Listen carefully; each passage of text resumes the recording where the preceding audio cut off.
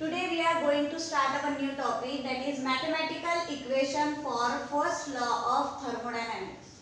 If Q is a heat absorbed by the system and if W is a work done on the system, then internal energy of the system increases by delta U. काय म्हटलंय ते Q. Q म्हणजे काय होते? Capital Q म्हणजे काय होते तुमचा? हीट. याच्यामध्ये जेव्हा आपण हीटला ऍब्सॉर्ब करतो तेव्हा Q ची व्हॅल्यू कोणती राहते? पॉझिटिव्ह. जेव्हा आपण हीट रिलीज करतो तेव्हा Q ची व्हॅल्यू काय राहते? निगेटिव्ह. तर इथे काय होत आहे? Q हीट काय होत आहे? ऍब्सॉर्ब होत आहे म्हणजे Q ची व्हॅल्यू काय राहणार? पॉझिटिव्ह. आणि W काय आहे? W is a work done on the system. लक्षात घ्या, work is done on the system राहिलं तर W ची व्हॅल्यू काय असते? पॉझिटिव्ह. W ची व्हॅल्यू काय राहणार? पॉझिटिव्ह. आणि work done by the system म्हटलं तर W ची व्हॅल्यू काय राहणार? निगेटिव्ह. इथे काय म्हटलंय की if Q is a heat absorb bye the system. Q कशाने डिनोट करतो आपण? हीट. आणि इथे Q काय होत आहे? ऍब्सॉर्ब होत आहे म्हणजे हीट ऍब्सॉर्ब होत आहे तर Q ची व्हॅल्यू काय राहणार? पॉझिटिव्ह. आणि W काय आहे? Work done on the system. जेव्हा ऑन द सिस्टम असेल तर W ची व्हॅल्यू काय राहणार? पॉझिटिव्ह. तर इथे काय होत आहे? इंटरनल एनर्जी काय होत आहे? इन्क्रीज होत आहे. कितीनी इन्क्रीज होत आहे? डेल्टा यू नी इन्क्रीज होत आहे. तर फॉर्म्युला कसा राहणार? Increase in internal energy is equal to quantity of heat absorbed by the system plus work done on the system. Increase in internal energy. Internal energy आपण कशाने डिनोट करतो? Capital you नी. तर इन्क्रीज म्हटलं तर काय होणार? Delta U. डेल्टा यू म्हणजे काय होते? Increase in internal energy is equal to Q. काय होत आहे? क्यू म्हणजे काय होते? हीट. हीट काय होत आहे? इथे ऍब्सॉर्ब होत आहे. ऍब्सॉर्ब होत आहे म्हणून क्यू वर कोणता चार्ज आला पाहिजे? Positive charge. म्हणून इथे काय लिहिलं आहे? क्यू. त्याच्यानंतर काय म्हटलं? Work is done on the system. जेव्हा ऑन द सिस्टम असेल तर W वर कोणता चार्ज आला पाहिजे?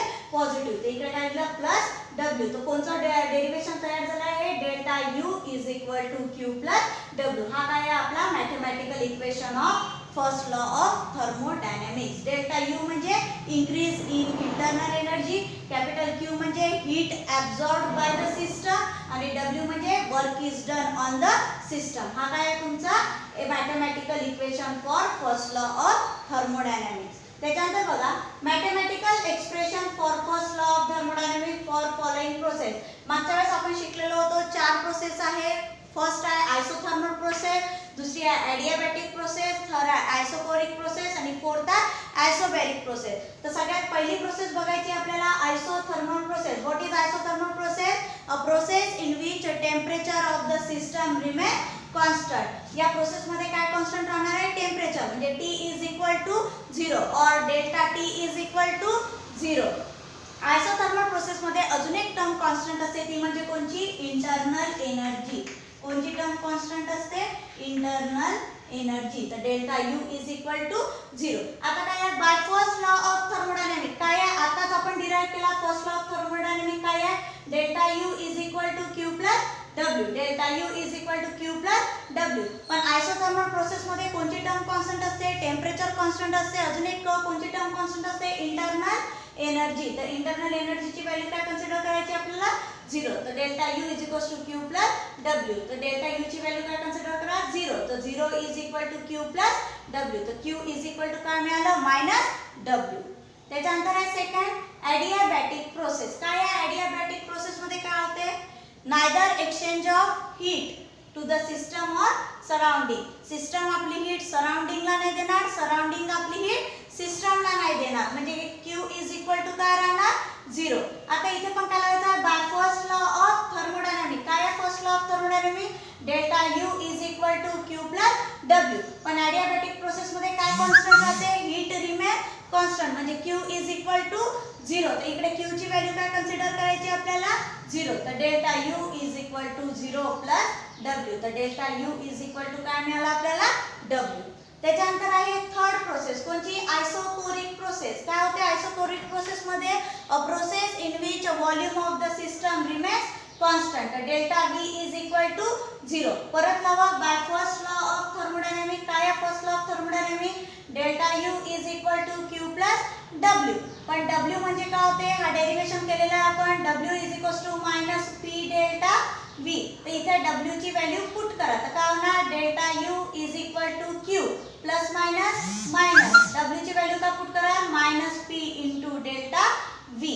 आयसोबॅरिक प्रोसेस मध्ये काय कॉन्स्टंट असते व्हॉल्यूम रिमेन कॉन्स्टंट म्हणजे delta V is equal to 0 तर इथे डेल्टा V ची व्हॅल्यू काय पुट करा 0 तर delta U is equal to Q minus P into 0 P into 0 काय होणार 0 तर उरलं काय delta U is equal to Q. त्याच्यानंतर लास्ट प्रोसेस आहे आयसोबॅरिक प्रोसेस. आयसोबॅरिक प्रोसेस मध्ये काय कॉन्स्टंट असते प्रेशर रिमेन्स कॉन्स्टंट पण जर रिएक्शन ओपन कंटेनर मध्ये कॅरीड आउट केली तर P ची व्हॅल्यू Pच घ्यायची आहे 0 कन्सिडर करायची नाही का बरं कारण की रिएक्शन ओपन कंटेनर मध्ये कॅरीड आउट होत आहे. तर काय आहे by first law of thermodynamics काय first law of thermodynamics delta U is equal to Q plus W पण W म्हणजे काय होते minus P into delta V. आता इथे P ची व्हॅल्यू 0 कन्सिडर करायची आहे का नाही P ला Pच राहू द्या P कॉन्स्टंट राहील पण त्याची व्हॅल्यू 0 राहणार नाही का बरं 0 राहणार नाही कारण की रिएक्शन ओपन कंटेनर मध्ये कॅरीड आउट होत आहे म्हणून प्रेशर P ला नुसतं आपल्याला Pच लिहायचं आहे 0 कन्सिडर नाही करायचं. मग काय होणार equation delta U is equal to Q minus W ची व्हॅल्यू काय राहणार मायनस P इंटू dV.